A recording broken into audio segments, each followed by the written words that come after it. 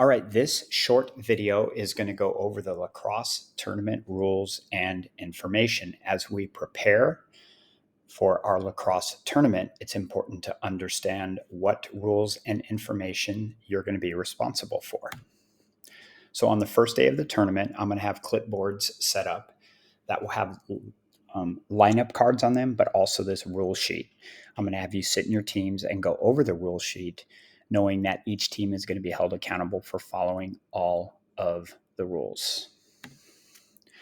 Captains. Each team will choose a different captain for each game. Captains will make sure their team fills out the lineup card and keeps players in their position. Captains will keep track of the score during the game and will report the score at the end of the period. Captains will handle most controversy on the field with the other team captain. Just to show you real quick what the lineup card is going to look like. Okay, this is going to be on your clipboards for the start of every game.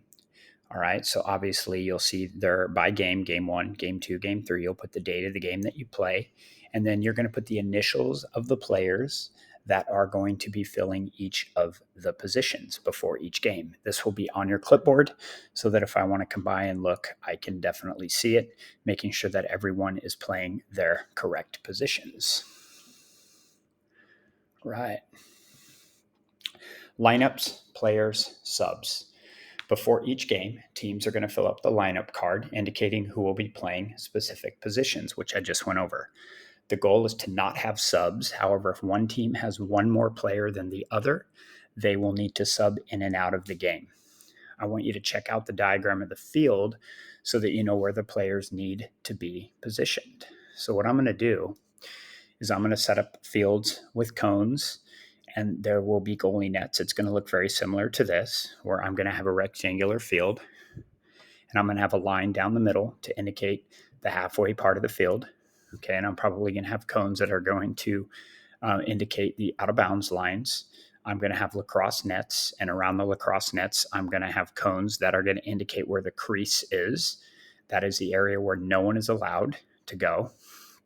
Okay, I'm also going to have a cone pretty centered with the goalie net, and that's going to be the throw-off cone, which I'll go at later. And you can see here there's one half of the field called the attacker half, and the other half is the defensive half.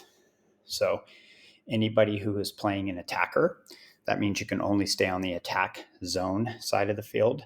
But this utility player that you pick can be anywhere. They can play on both the attacker side and the defensive side. And then you have defensive players that can only play on the defensive zone. And I will point more of that out once we're out seated by the field. Okay, so for teams of 6, you're going to need 3 defenders, 2 attackers, and 1 utility. For teams of 4, 1 defender, 2 attackers, 1 utility. Okay, attackers, they can score a goal, but they must stay on their side. Defenders cannot score a goal. They must stay on the defensive side, and a utility player can score and play on either side of the field. Throwoffs. Normally, lacrosse uses face-offs to start the game and after each score, but I think that's going to really damage the equipment. So instead, I'm going to have a throw-off.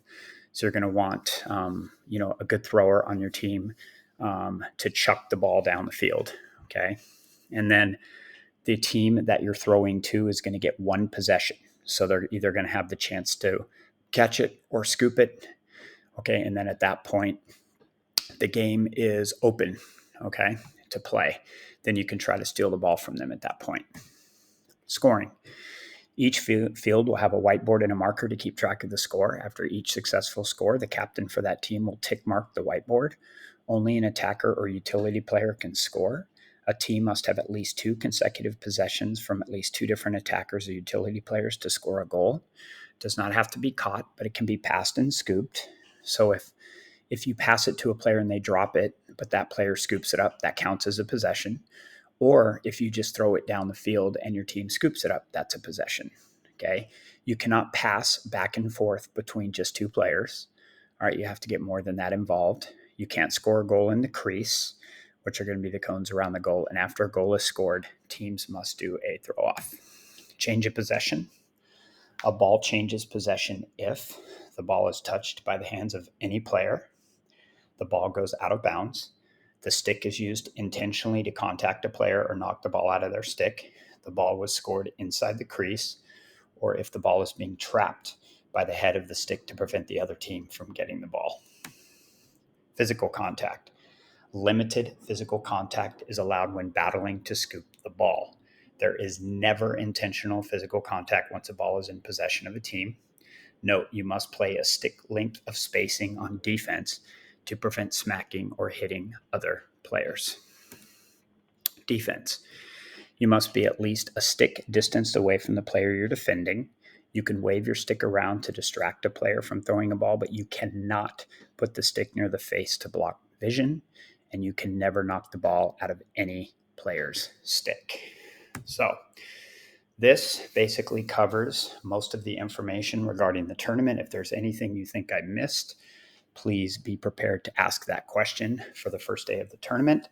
And I can't wait till we get out there and play. Good luck.